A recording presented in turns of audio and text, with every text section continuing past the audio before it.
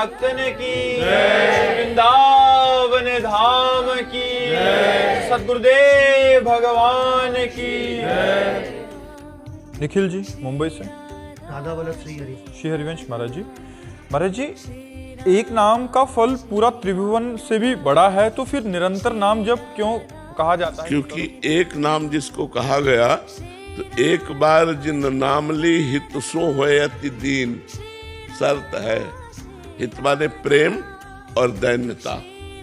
प्रेम और दैन्यता से आर्त भाव से एक बार पुकारे तो एक नाम त्रैलोक ही तारे, जो न ले सो जन्म हारे। पर उस एक बार नाम के लिए हम बार बार प्रयास करते हैं कि हमारा अहंकार नष्ट हो, हमारी मलिनता नष्ट हो, हमारा राग नष्ट हो और हमारे अंदर प्रेम आवे, दैन्यता आवे। एक बार प्रेम और दैन्य युक्त होकर पुकार दे, उसी समय भगवान प्रकट हो जाएंगे। एक बार जिन नाम ली हित माने प्रेम, हित सो होए अति दीन। अति दीन तो ना हमारे पास दैन्यता है और ना हमारे पास प्रेम है, तो उसी के लिए हमें बार बार जप करना पड़ता है कि नाम से प्रेम भी आएगा और अहंकार का नाश भी होगा और दैन्यता भी आएगी। तो प्रेम और दैन्यता से युक्त होकर एक बार नाम लेने से काम हो जाएगा, पर उस स्थिति को प्राप्त करने के लिए हम जीवन भर प्रयास करते हैं, निरंतर नाम जप करते हैं कि कभी हम प्रेम से अति दैन्य होकर एक बार हमारा नाम निकल जाए, जिससे काम बन जाए। समझ रहे ना? अंकिता जी लखनऊ से। श्री हरिवंश महाराज जी। महाराज जी, जब सब कुछ स्वप्न ही है तो ये हर समय सत्य प्रतीत क्यों होता है? इसका क्या अर्थ है? मोह निशा सब सोवन निहारा देखें सपन। स्वप्न में कभी देखा है क्या कि आप झूठ देख रही हैं? स्वप्न में किसी को प्रतीत होता है क्या कि मैं झूठ स्वप्न देख रहा हूं? उस समय तो सत्य ही प्रतीत होता है। जगने पर हमको प्रतीत होता है कि वो असत्य है, वो झूठा है। ऐसे ही जब हम ज्ञान में जगते हैं, अभी मोह निद्रा है, मोह निद्रा में हम ये संकल्प विकल्प नानात्व देख रहे हैं। जो हमें ज्ञान होगा तो एको ब्रह्म द्वितीयो नास्ति। जैसे जगने पर पता चलता है सिर्फ ये मन का विलास था, न कोई वस्तु सत्य थी, न कोई घटना सत्य थी, न कोई व्यक्ति सत्य था स्वप्न का, न कोई व्यवहार सत्य था। स्वप्न में हम राजा बने तो जगने पर हम कोई राजा थोड़ी बन जाएंगे। तो ऐसे ही मरने के बाद आपके पास क्या जाएगा? तो है ना स्वप्न। उमा कहूं मैं अनुभव अपना, सत हरि भजन जगत सब सपना। भजन करो तो मोह का नाश हो जाएगा। जागते हुए भी आपको एक परम ब्रह्म परमात्मा की अनुभूति होगी, वही सत्य है। और सब यहाँ का पद प्रतिष्ठा, रुपया पैसा, रिश्ता नाता, शरीर तक है, शरीर छूटा, सब खत्म हो गया। फिर अगली योनि में, जैसे इस योनि में आप स्त्री शरीर में आई, पीछे आप क्या थी? आप पति थी कि पत्नी थी, पिता थी कि पुत्र थी, आपका क्या परिवार था, आपका क्या ग्रेजुएशन था, आप किस पद में थे? कुछ है? कुछ नहीं है। ऐसे ये भी कुछ नहीं रहेगा। पति पुत्र परिवार शरीर छूटा, खत्म खेल। तो स्वप्न ही तो है। ये कब पता चलेगा? जब ज्ञान होगा। अज्ञान में तो सब रत है। जब आप स्वप्न में डूबते होते हैं तो सही में डूबते होते हैं, एकदम हाहाकार मच जाता है। लेकिन जब जगते तब हंसी आती कि यार एक बूंद पानी नहीं, और ये सब क्या ड्रामा था। तो ऐसे ही ये माया का ड्रामा है, माया का नाटक है। मैं और मोर तोर तय माया, जे बस किन्हें जीव निकाया। तो जिन सच्चिदानंद भगवान की माया से मोहित होकर हम स्त्री पुरुष जड़ चैतन्य अच्छा बुरा सुख दुख लाभ हानि मान अपमान देख रहे हैं, उन्हीं भगवान की आराधना के द्वारा हम ये देख पाते हैं कि ये सब कुछ नहीं, केवल सच्चिदानंद भगवान है। पर ये कठिन साधना है। भोगों का त्याग करके मन से वैरागी होकर भगवान के चरणों में निरंतर भजन करना, चाहे गृहस्थ हो चाहे विरक्त हो। जब तक ऐसा भजन नहीं करेगा तब तक उसे ऐसा अनुभव नहीं होगा। खाना पीना देखना सुनना शब्द स्पर्श रूप रस गंध, इन भोगों को भोगने में ये मोह के कारण। जब मोह नष्ट हो जाता है तो अपने स्वरूप में वो आनंदित होता है। एकमात्र भगवान श्री राम में सब जग जानी, करो प्रणाम जोर जो। मीनाक्षी जी राजस्थान से। श्री हरिवंश महाराज जी। महाराज जी, मनुष्य पर प्राय सत्संग का असर तो कम पड़ता है पर कुसंग का असर ज्यादा जल्दी पड़ता है। महाराज जी, इसका क्या कारण है? इसलिए पड़ता है कि सफेद में सफेद रंग डालो, सफेद में सफेद रंग डालो तो क्या असर पड़ेगा, और सफेद में काला रंग डालो तो एक बूंद का भी असर पड़ेगा, वो काला रंग है, ये स्वच्छ निर्मल है। तो निर्मल जब हमारी बुद्धि में जाता है तो चूंकि बुद्धि उसी सच्चिदानंद परमात्मा की दी हुई है तो चढ़ता है रंग, ऐसा कि कम चढ़ता है ऐसा नहीं है। गौर से सत्संग सुनोगे तो रंग चढ़ता है। देखो आपके ऊपर रंग चढ़ा, सर्दी का समय है, कई बजे से जग रहे हैं, कौन सी सुविधा यहाँ है, और आप बैठे हो, किसके लिए बैठे हो? सत्संग का लोभ, साधु संग का लोभ, तो ये रंग नहीं चढ़ा। अरे कंबल में ओढ़ के चाय पीते हुए अपने घर में आग के सामने बैठना, और यहाँ क्या सुविधा? कोई सुविधा नहीं। लेकिन जिनको कुसंग ने अपने बस में कर रखा है उनके ऊपर सत्संग का रंग बहुत देर में चढ़ेगा। उनको जब बहुकाल करी सत्संगा तबै होए सब संशय भंगा। जब बहुत काल तक सत्संग किया जाए तब उनके ऊपर रंग चढ़ेगा। और जिनका हृदय थोड़ा पवित्र है तो जल्दी रंग चढ़ जाता है। तो ऐसा नहीं कि सत्संग का रंग बहुत लेट चढ़ता है, कुसंग का जल्दी चढ़ जाता है, ऐसा नहीं है। जैसे सत्संगी पुरुषों के ऊपर कुसंग का रंग चढ़ के दिखावे, जो रहे उत्तम प्रकृति का कर सकत कुसंग, चंदन विष व्यापत नहीं लपटे रहत भुजंग। अगर साधु है या सत्संगी है तो कुसंगी पीछे घूमता रहे, क्या फर्क पड़ता है? जैसे एक अच्छे आचरण वाला ऑफिस में काम करता है और 10 लोग बुरे आचरण वाले हैं, वो शराब पीते हैं, मांस खाते हैं, गंदी बातें करते हैं, गंदा मनोरंजन करते हैं, लेकिन वो अपने आप को बचाए रखता है। वो 10 के बीच में अपने आप को अकेला बचाए रखता है। उसको ना तो शराब प्रभावित कर पाती, ना व्यभिचार, ना गंदा मनोरंजन, ना गंदा कुसंग, और सबके साथ रहता है। तो ऐसा नहीं कि कुसंग का प्रभाव बड़ा जोरदार है, नहीं, सत्संग का प्रभाव जिस दिन पड़ेगा मिट्टिया मेट कर देगा कुसंग को और आपको उज्जवल बना देगा। उसकी सत्ता नहीं है, वो असत्संग है, उसकी सत्ता नहीं है, और इसकी सत्ता है। हाँ, ये जरूर है कि बहुत जन्मों का अभ्यासी कुसंग का मन है तो उसे थोड़ा समय लगता है सत्संग में, बहुत जन्मों का अभ्यास। तो वो अब जिस समय हमारा मन सत्संग में लग गया फिर कुसंग से पराजित नहीं होगा, और जब तक सत्संग में नहीं लगा तब तक कुसंग ही है। अंशुमान आचार्य, राधा वल्लभ श्री हरिवंश। राधे राधे महाराज जी। महाराज जी, मैं भक्ति मार्ग पर चलने का प्रयास करता हूं, पर जब परिवार या मित्र गलत आदतों, गलत भाषा या नाम जप का मजाक करते हैं तब मेरे मन में क्रोध आ जाता है। और क्रोध नहीं आना चाहिए, और जिद्द बननी चाहिए कि हम करके दिखाएंगे तुमको। हमको क्रोध क्यों आए? हमको क्रोध नहीं आना चाहिए। कोई हमारा उपहास करे तो हमें क्रोध नहीं आना चाहिए। हमें अपने मार्ग पर दृढ़ रहना चाहिए और पुष्ट होना चाहिए और बढ़िया गहरा तिलक लगाना चाहिए। हमको मजाक से क्या मतलब? अब यही तो हमारे मार्ग का महा महिमामय स्वरूप है कि हम उसको सहन करते हैं, हम मुस्कुरा के चल देते। वो गाली दे रहा है, हम मुस्कुरा के चलते हैं। वो हमारा उपहास कर रहा है, हम मुस्कुरा के। बड़ा कौन? जो क्षमा करे। जो क्रोध करे वो थोड़ी क्षमावान बड़ा होता है। तो तुम धैर्यवान बनो, क्षमावान बनो, अपनी भक्ति को आगे बढ़ाओ। किसी के प्रशंसा से हमारी भक्ति बढ़े, वो भक्ति थोड़ी होती है। सामने वाले निंदा करे और हमारी भक्ति बढ़े, तब असली भक्ति होती है। समझ पा रहे हो? तो खूब नाम जप करो, शास्त्र स्वाध्याय करो, सत्संग करो, जिससे बुद्धि अध्यात्म को समझे और समझ करके चले। मनोज जी, जोधपुर से। राधे राधे महाराज जी। महाराज जी, साधक को विशेष ध्यान किस पर देना चाहिए? असाधन को हटाने पर या नाम जप? साधन को करने पर। असाधन तो साधन की वृद्धि पर अपने आप छूट जाएगा। हमें अगला कदम बढ़ाने को ध्यान देना चाहिए या पिछला उठाने का? किसका प्रश्न है? अगला कदम बढ़ाने का हमें ध्यान देना चाहिए या पिछला उठाने का? अगला कदम हमारा कहाँ पड़ रहा है, तो साधन पर ध्यान देना चाहिए।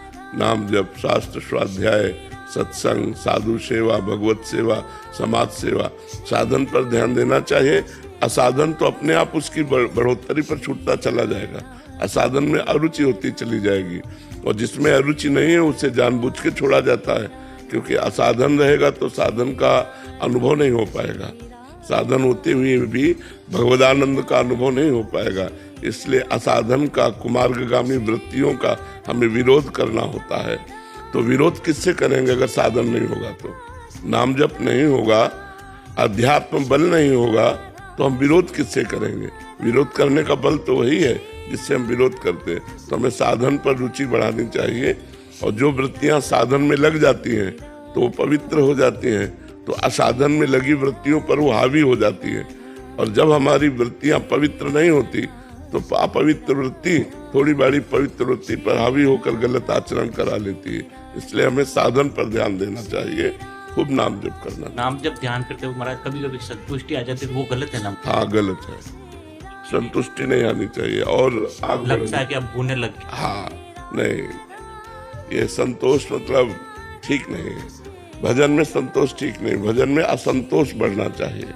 हाँ, जब शरीर को रद्दी कागज बना दे तब भजन का रंग समझे। जैसे रद्दी कागज से कोई मतलब नहीं रह जाता ना, ऐसे इस शरीर से कोई मतलब न रह जाए। गर्मी, सर्दी, बरसात, ठंडी, मान अपमान, लाभ हानि, दुख सुख सब सह जाए और खूब भजन करे, तब परमात्मा प्राप्ति होती है। समझ रहे? आयुष गुप्ता जी, जौनपुर। श्री हरिवंश महाराज जी, महाराज जी, शास्त्र कहते हैं कि जीव नित्य दास है, परंतु अनुभव में ये भाव स्थिर क्यों नहीं हो पाता? क्या ये अहंकार की सूक्ष्म अवस्था है? हाँ, अहंकार, देहाभिमान के कारण ये बात अनुभव में नहीं आती। देहाभिमान जब तक साधु संग नहीं होगा, जैसे कहते हैं ना, ऊंट पहाड़ के नीचे आता है तो उसे पता चलता है कि हमारी ऊंचाई कुछ नहीं है। ऐसे ही जब हम संत महापुरुषों के चरित्र पढ़ते हैं, संत महापुरुषों का संग करते हैं, तो हमारा अहंकार नष्ट हो जाता है। संतों की चरण रज से हमारा अहंकार नष्ट। रहु गणित तत्तपसा न याति, न चेज्या न निरपणात् गृहाद्वा, न छंदसा नैव जलाग्नि सूर्यो, बिना महत्पाद रजोभिषेकम। रहुगण, ये जो ब्रह्मबोध है या भगवत भक्ति का प्रेम है, ये तपस्या से नहीं होता, ये गृहस्थ धर्म के पालन से नहीं होता, ये सूर्य अग्नि चंद्र की उपासना से नहीं होता, ये महापुरुषों की उपासना से होता है। जब भगवत प्रेमी महापुरुषों संतों की आराधना की जाती है तो हमारा अहंकार नष्ट हो जाता है। अहंकार क्षीण होते ही हमारा जो नित्य स्वरूप है वो प्रकाशित हो जाता है। अब वो नित्य स्वरूप क्या है? वो अनुभव गम्य है।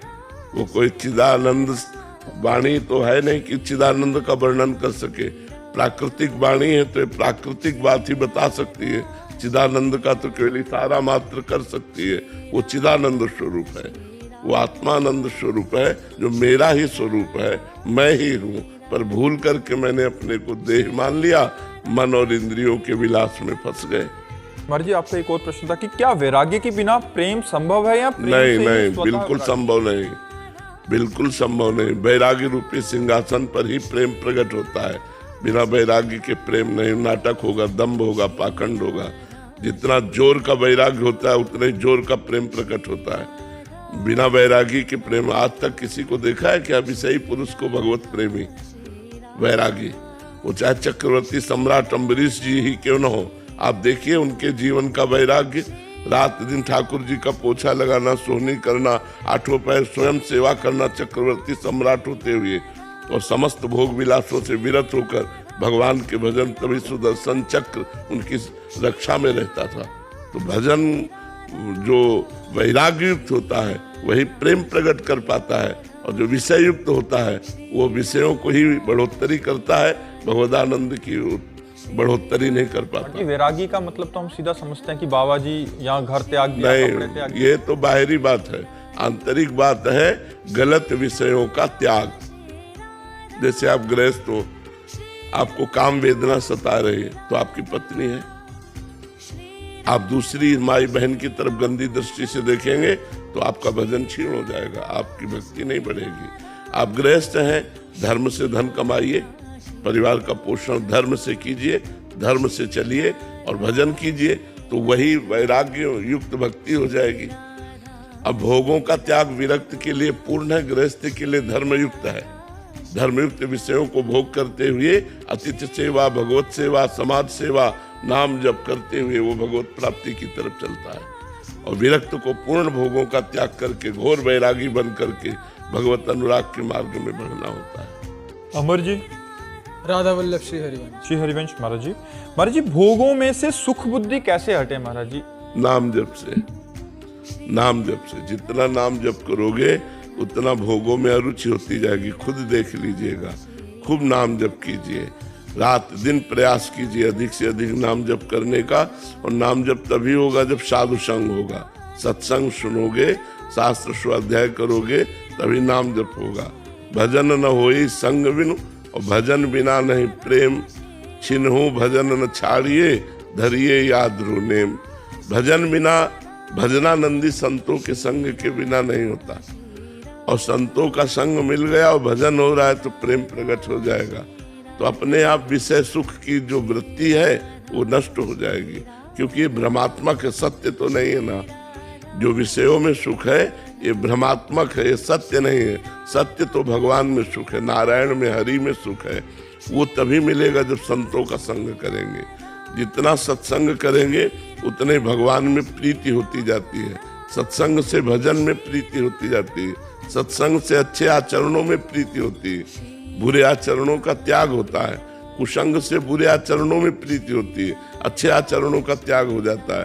तो हम कुसंग का त्याग करें और सत्संग का सेवन करें और खूब नाम जप करें, तो भोगों में जो रुचि है वो नष्ट हो जाएगी। सागर जी हरियाणा से। राधे राधे महाराज जी। गुरुदेव, भजन की पूर्ण परिभाषा क्या है? क्या नाम जप को ही भजन कहते हैं, सत्संग या इष्ट की सेवा को भजन कहते हैं? ये सब भजन है। भजन का तात्पर्य है चित्त वृत्ति का भगवदाकार होना। वो चाहे सत्संग से, वाणी पाठ से, शास्त्रों के स्वाध्याय से और भक्तों की सेवा से, समाज सेवा से, स्वयं के चिंतन से, ये सब अभ्यास है। लेकिन इन सब अभ्यास का फल क्या है? सब साधन कर यह फल सुंदर, प्रभु पद पंकज प्रीति निरंतर। निरंतर हमारी भगवदाकार वृत्ति बनी रहे, यही सब साधनों का फल है।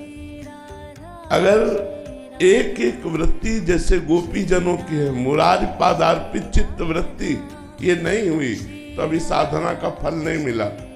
साधना का फल है, भजन का स्वरूप है, एक एक वृत्ति तैल धारावत भगवान के चरणों में समर्पित होना।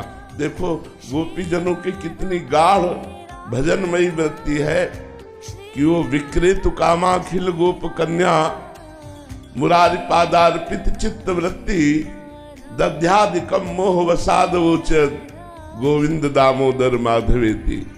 भगवान में इतनी तन्मय है कि वो जा रही दही बेचने और कहना भी चाहती हैं कि कोई दही ले ले दही, लेकिन श्रीमुख से निकलता है कोई गोविंद ले ले, कोई दामोदर ले ले, कोई माधव ले ले। यह है भजन का स्वरूप। हमारी एक एक वृत्ति भगवदाकार हो जाए, ये अभ्यास है।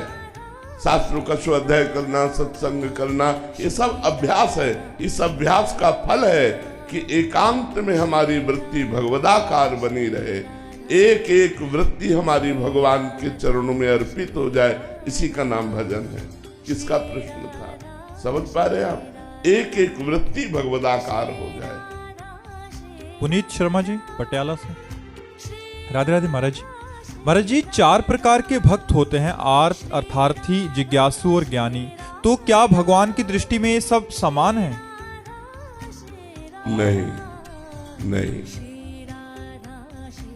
3 को भगवान ने उदार कहा और चौथी को अपनी आत्मा कहा।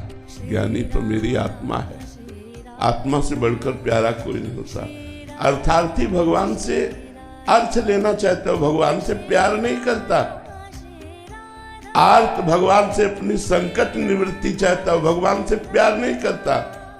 जिज्ञासु प्यार करने के लिए वो जानना चाहता है, लेकिन ज्ञानी प्रेम करता है भगवान से।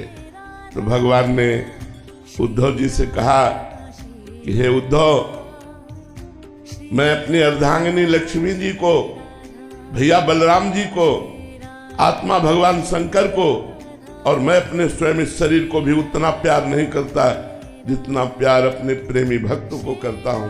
तो प्रेमी भक्त ज्ञानी भक्त है, ज्ञानी भक्त ही प्रेमी भक्त है, अंतराय नहीं है। तो भगवान समान प्यार करते हुए भी नहीं करते, जैसे सम होते हुए भी पक्षपाती पाए गए, भगवान सम होते हुए भी पक्षपाती पाए गए, ऐसे चारों में सम प्रेम करते हुए भी भगवान ज्ञानी को विशेष प्रेम करते हैं, पक्षपाती हैं ज्ञान में। जो ज्ञानी अर्थात प्रेमी, जो भगवान का प्रेमी है, वो तो भगवान को अधीन किए हुए है। जो धनार्थ लाभ के लिए भगवान की आराधना कर रहा है, उसको तो धन अधीन किए हुए है। जो संकट निवृत्ति चाहता है वो भगवान से प्रेम थोड़ी करता है, वो भगवान की आराधना करके अपने दुख की निवृत्ति चाहता है। लेकिन प्रेमी समस्त दुखों को सह के भगवान से प्रेम करना, भगवान को सुख देना, भगवान में आसक्त होना, उसकी बराबरी कौन कर सकता है? समझ पा रहे आप? कृष्णा कुमार तिवारी जी, राधे राधे महाराज जी। महाराज जी, यदि जीव और ईश्वर के बीच भेद भी अंततः अज्ञान ही है, तो भक्ति में मैं जो प्रेम करता है वह कौन है? और जिस दिन मैं नहीं रह प्रारंभ मानी संख्या से सवाल हल होता है। कभी आप लोगों ने हल किया है? स्कूल में हमको सिखाया गया था कि मानी संख्या इतनी और सवाल हल। तो मानी संख्या भगवान स्वामी और मैं उनका दास, लेकिन जब पूर्णता होगी जा करके तो ब्रह्म नहीं, माया नहीं, नहीं जीव नहीं काल, अपनी ही सुदिना रही एक रहो नंदलाल। मैं का विस्मरण हो जाना भक्ति है और मैं में सबको समा लेना ज्ञान है। मैं ब्रह्म ये ज्ञान है और मैं का विस्मरण हो जाना भक्ति है।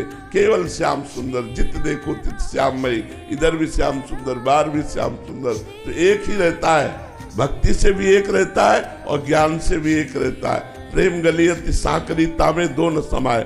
भक्ति प्रारंभ भेद से होती है, स्थित अभेद में होती है। ज्ञान भी अभेद से प्रारंभ होता है, अभेद में स्थित होता है। तो इसमें अंतराय क्या है? आप समझ पा रहे हो हमारी बात? प्रारंभ होती है दास और स्वामी से, भगवान मेरे स्वामी और मैं सेवक। और जब स्थिति आती है, सोई जाने जे देव जनाई, तो जानत तुम्हें हो जाई। तस्मित जने भेदा अभाव। भगवान और भगवान के भक्त में भेद का अभाव है। ब्रह्मविद ब्रह्म ही भवति, वो स्वयं भगवत स्वरूप होकर भगवान की सेवा में मैं का विस्मरण करके रात दिन लगा रहता है। मैं का स्मरण ही समाप्त हो जाता है। भक्ति का चरम फल है, मैं का स्मरण ही समाप्त हो जाता है। केवल श्यामा श्याममयी बुद्धि, श्यामा श्याममय मन, श्यामा श्याममय चित्त, श्यामा श्याममय अहंकार। अहंकार भी श्यामा श्याममय। तो मैं बचा ही नहीं, वो तो भगवान में तन्मय हो गया। और मैं के रहित होते हुए भी सेवक स्वामी की संबंध की रीति से सेवा स्वाभाविक होती रहती है।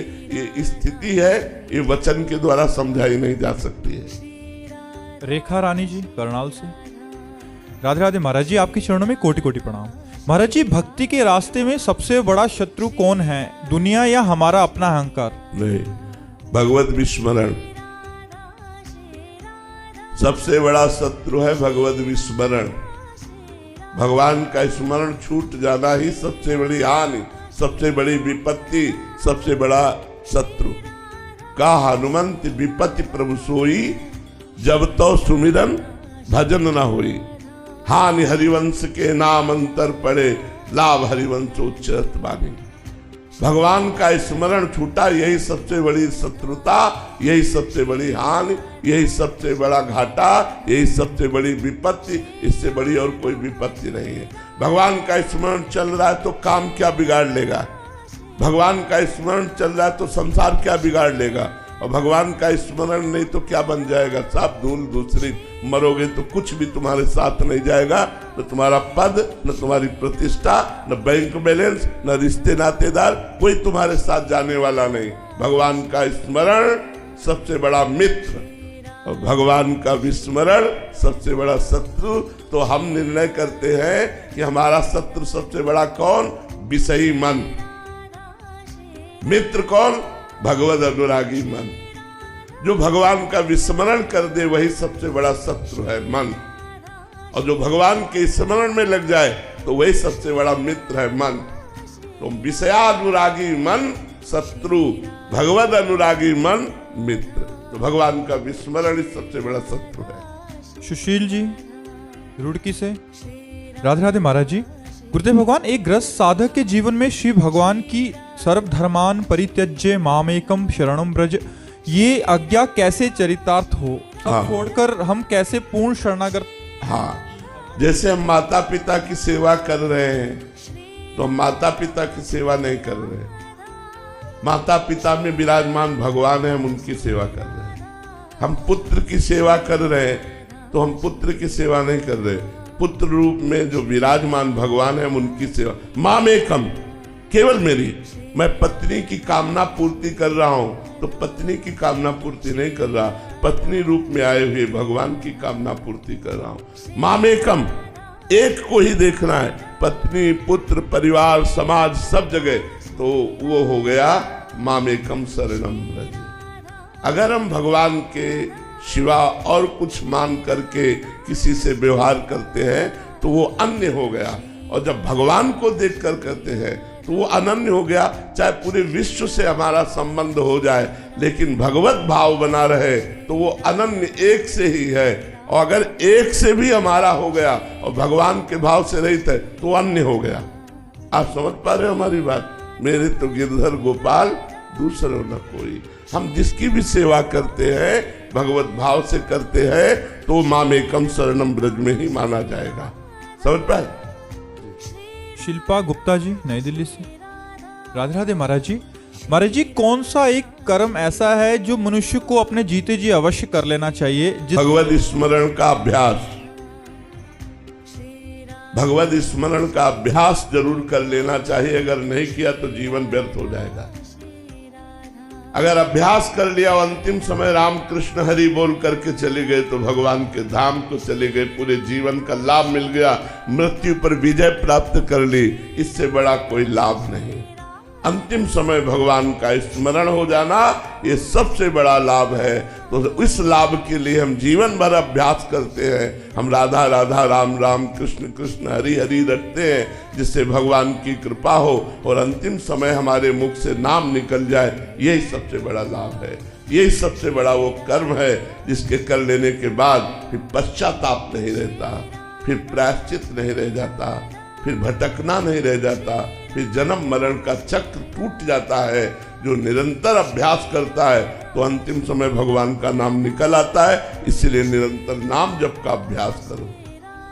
सृष्टि यादव जी जौनपुर से, राधे राधे महाराज जी। महाराज जी, भगवान श्री कृष्ण के उपदेश को सुनने के उपरांत भी अर्जुन जी का मैं पूर्णता क्यों नहीं छूटा, और यदि उनका मैं छूटा नहीं तो क्या कर्म के निर्वाह के लिए अहम भाव का कुछ अंश बना रहना आवश्यक होता? नहीं, बिल्कुल क्यों नहीं। अर्जुन जी केवल वो यंत्र हैं, मैं है ही नहीं।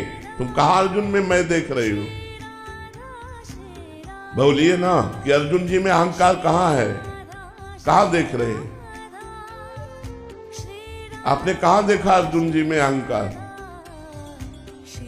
बिल्कुल अहंकार नहीं हो तो भगवान के पार्षद है, भगवान के यंत्र है, यंत्री भगवान है। जैसा यंत्री घुमाता है वैसे यंत्र चलता है, उसमें अहंकार से नहीं।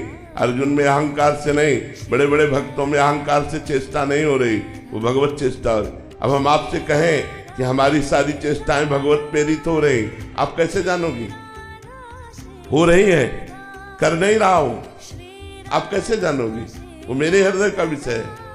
जैसे अर्जुन का रथ स्वयं भगवान आते हैं, ऐसे प्रेमानंद के हृदय में बैठ के स्वयं भगवान चेष्टाएं करवा रहे हैं। तुम जान पा रहे हो? तुम्हारे पास दृष्टि है, तुम्हारे सामने बैठे हैं। और हम बोलेंगे कि मैंने ये किया, मैंने वो किया, लेकिन मैं नहीं बोल रहा हूं, वो कोई और बोल रहा है जिसने किया। आप कहोगे प्रेमानंद ने कहा कि मैंने किया, लेकिन प्रेमानंद के मुख से निकला, बोलने वाला कोई और था। अब ये कहां जान पाओगे? ये आध्यात्मिक दृष्टि है। हम तो अर्जुन के चरणों की धूल भी नहीं है, अर्जुन जी तो नर नारायण का अवतार है, स्वयं भगवत स्वरूप है, लेकिन अहंकार रहित पुरुष को कैसे जान पाओगे अहंकार? वो बोलेगा, आप बोलोगे मैं बोला इसका मतलब अहंकार है, नहीं मैं तो श्री कृष्ण बोला, मैं तो श्री कृष्ण बोला, वो नहीं बोला। अब वो उसकी वाणी में केवल देखने मात्र को यह है कि ये मनुष्य रूप से बोल रहा है, अंदर परमात्मा ही स्फुरित हो रहा, कैसे जान पाओगे तुम, कैसे समझ पाओगे? तृप्ति जी अलीगढ़ से, महाराज जी जीवन में सफलता एवं असफलता को कैसे समझना चाहिए आध्यात्मिक दृष्टि? संतोष जितना बढ़ता जाए वो सफल हो गया, और असंतोष जितना संसार के भोगों में बढ़ता जाए वो असफल है। अरब खरब पति है लेकिन असंतोष है तो दरिद्र है वो। नमक रोटी खाते हो और संतोष है तो सबसे बड़े धनी हो तुम। इस संसार में सफलता का नाम संतोष और असफलता का नाम असंतोष। अब आप देखो कौन सफल है। चाह मिटी चिंता मिटी मनुआ बेपरवाह, और जिनको कछु न चाहिए वो साहन के साह, वही शहंशाह है, वही सबसे बड़ा धनी है जिसकी चाह मिट गई। संतोष, जो असंतोषी है वही दरिद्र है, उसकी बड़ी मांग है।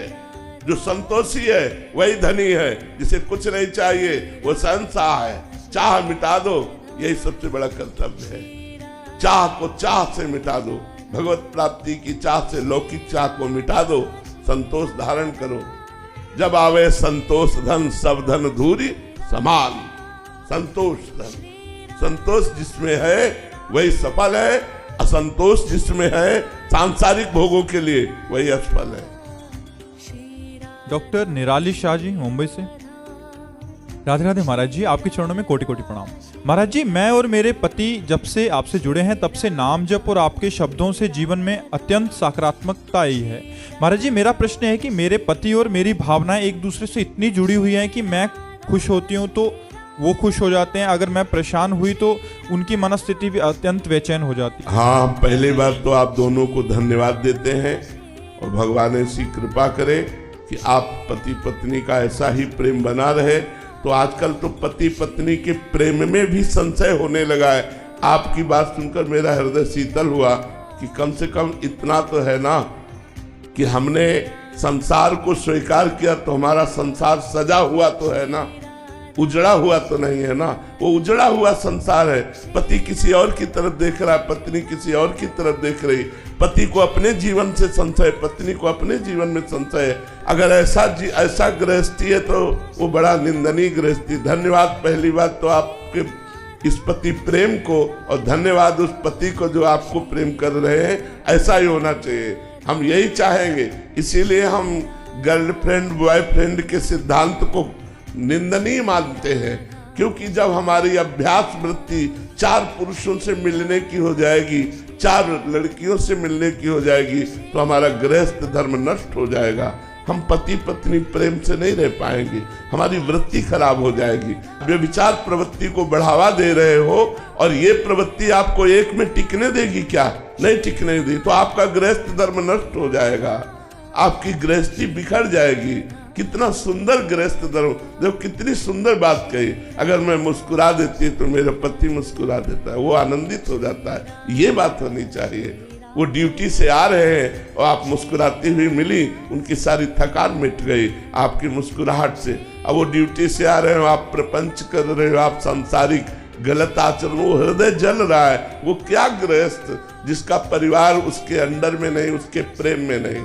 पहली बात तो हम धन्यवाद देते हैं, आप लोग ऐसे सुखी रहिए और खूब भजन कीजिए, और सब हमारी समाज पत्नी पति को प्रेम करे, पति पत्नी को प्रेम करे, भगवान की आराधना करे। यही तो हमारा गृहस्थ धर्म है। अब गृहस्थ धर्म बिखर रहा है। आज जो ये लिव इन रिलेशन, ये जो गर्लफ्रेंड बॉयफ्रेंड चल रहा है, ये पहले कभी नहीं था। 40 वर्ष पहले हमने नहीं देखा, अब तो उसकी लहर चल रही।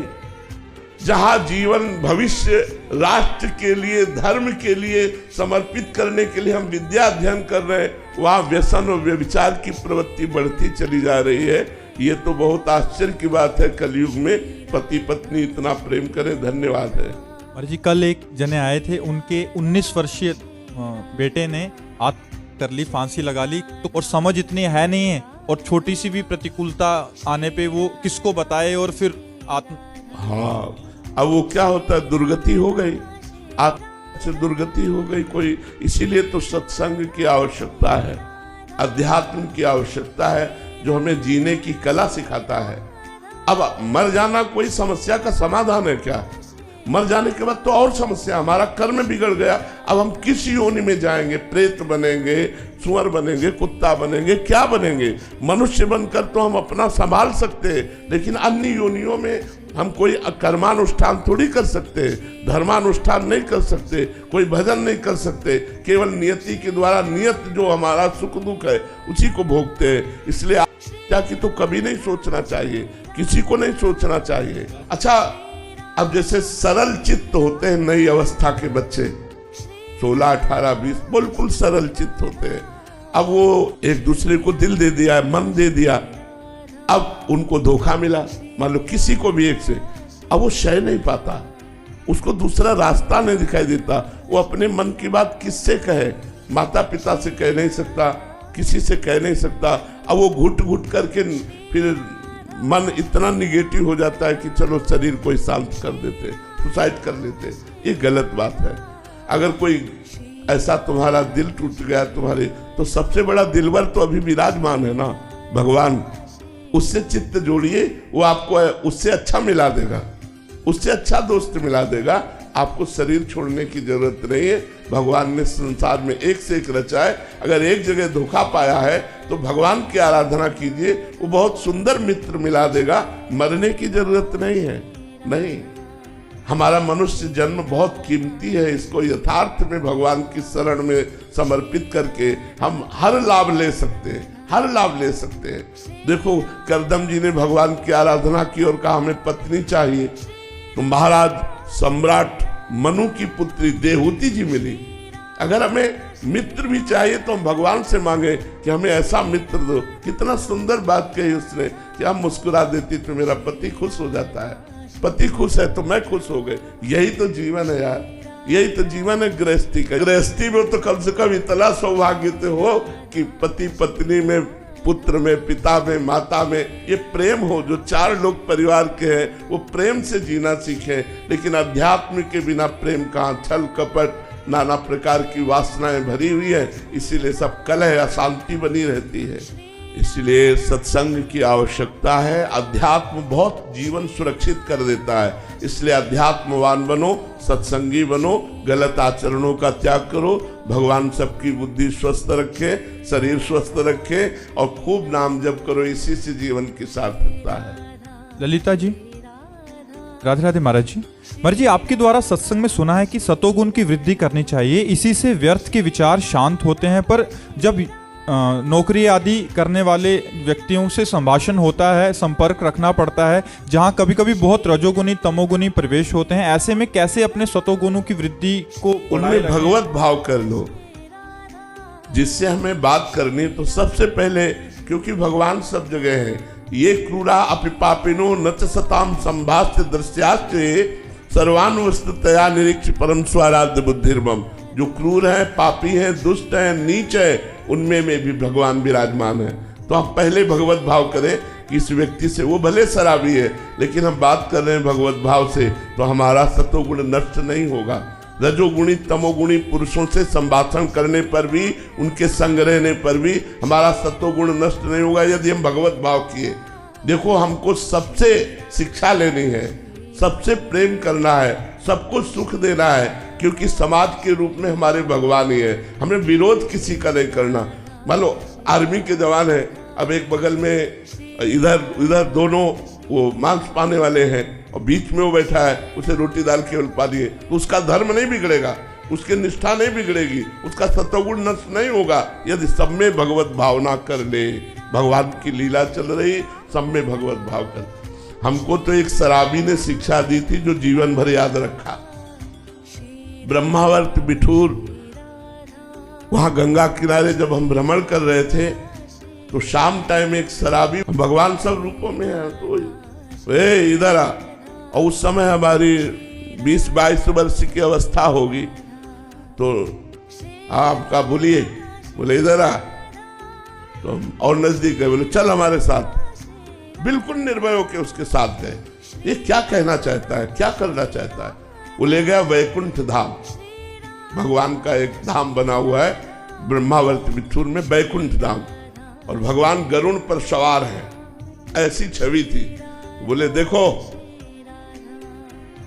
तो हम उस समय सीरियस हुए कि ये शराब के नशे में मुझे भगवान के सामने लाया। तो हमने कहा हाँ। बोले ये देखो नीचे, तो नीचे भी संगमरमर लगा था और छवि भी संगमरमर की। उसने कहा ये किसके? तो हम कहा भगवान की। बोले नहीं, ये किससे बनी हुई है? तो हम कहा संगमरमर से। बोले ये क्या है? हम कहा संगमरमर। बोले जानता है, एक एक अंग काटा गया लेकिन टूटा नहीं। तो ये भगवान मन के पूज रहा है, और ये टूट गया तो देखो पैरों के नीचे पड़ा है। अगर बाबा जी बना तो टूटना नहीं जीवन में। हमने वैसे ही प्रणाम किया जैसे किसी संत को प्रणाम किया जाता है, और कहा जीवन भर ये बात आपकी याद रखूंगा, जीवन भर। और हमने कई बार सत्संग में चर्चा भी की है। उसने शराब पिए हुए हमको वो ज्ञान दिया कि जहां हमें कमजोरी होती थी, जहां मैं टूटने वाला होता था, सर्दी गर्मी बरसात भूख प्यास गाली गलौज सब सहा जीवन में, बस ये टूटना नहीं, टूटना नहीं। जो टूटा नहीं वही सिरमौर हो गया, जो टूट गया वो बिखर गया। टूटना नहीं, चलते रहो चलते रहो चलते रहो, लड़खड़ा के भी गिर के भी चलते रहो, रुकना नहीं, ये परमार्थ का मार्ग है। तो हमें लगता है यदि हम अपने भाव में रहे तो किसी से भी हमारे भाव में विक्षेप नहीं पड़ सकता, चाहे हम नौकरी करें, चाहे जैसे समाज के बीच में रहे। जब लंका में रहकर विभीषण जी भक्ति कर सकते हैं तो हम भारत में रहकर क्यों नहीं कर सकते? हम ऑफिस में रहकर क्यों नहीं कर सकते? लंका निश्चर निकर निवासा, हनुमान जी को आश्चर्य हुआ, यहाँ कहाँ सज्जन कर वासा, यहाँ संत कहाँ हो सकता है लंका में। लेकिन परम संत विभीषण जी लंका में भगवान की भक्ति करे। तो हम अपने सत्वगुण को सुरक्षित रखने के लिए किसी से संभाषण करने के पहले उसमें भगवत भाव